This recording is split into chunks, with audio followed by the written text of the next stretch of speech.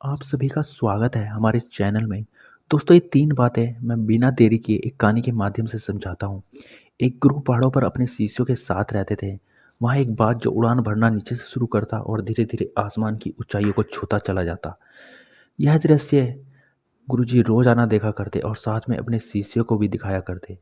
एक शिष्य ने कहा, "गुरुजी, आप यहाँ खड़े होकर इस बाज को रोज़ाना देखते हो और साथ में हमें भी दिखाते हो, ऐसा क्यों?" गुरुजी ने जवाब दिया, जिंदगी में सफल बनना है, ऊंचाइयों को छूना है, तो इस बाज की तरह बनो।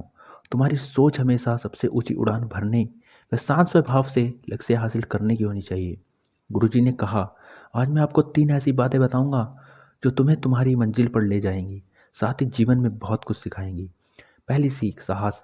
बाज जो शिकार अकेले करता है, उड़ान अकेले भरता है, कठिनाइयों का सामना अकेले करता है। शायद बाज भी है बात जानता है कि भीड़ हिम्मत तो देती है, लेकिन साथ कभी नहीं देती।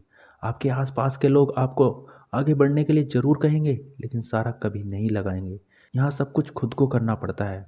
उस बाज की तरह बनो जो अपने लक्ष्य के लिए अकेले निकल पड़ता है।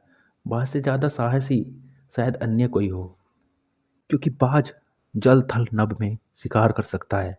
हर जगह स्वयं के बाज होने का प्रमाण देता है। यही हमारे जीवन की सबसे बड़ी सीख है। अकेले चलना सीखिए।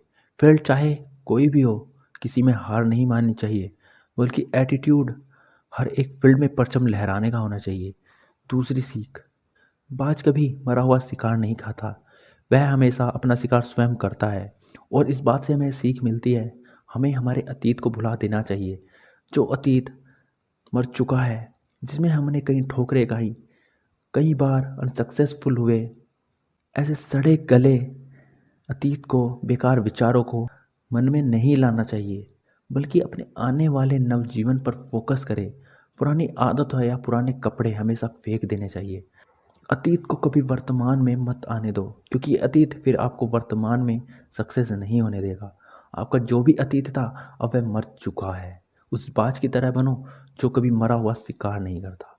तीसरी सीख, कठिनाइयों से लड़ना।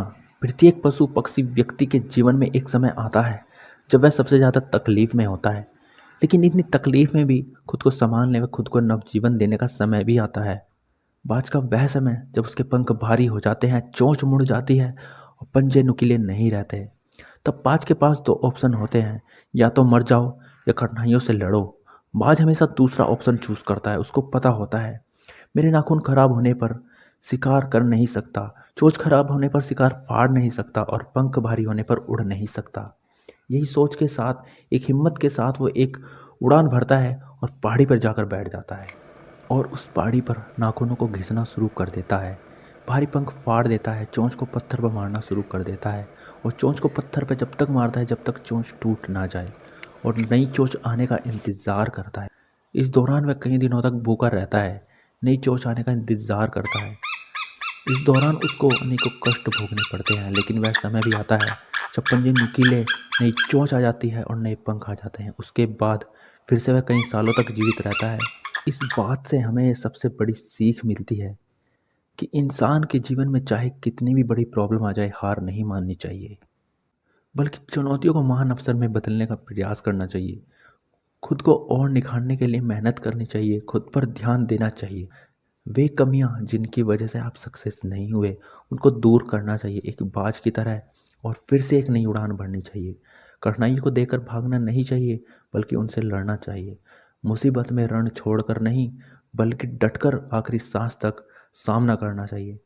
एक बाज हमें ज़िंदगी कैसे जी जाती है, यह सीख सिखा कर जाता है, और यही 3 बातें आज मैंने आपको बताई।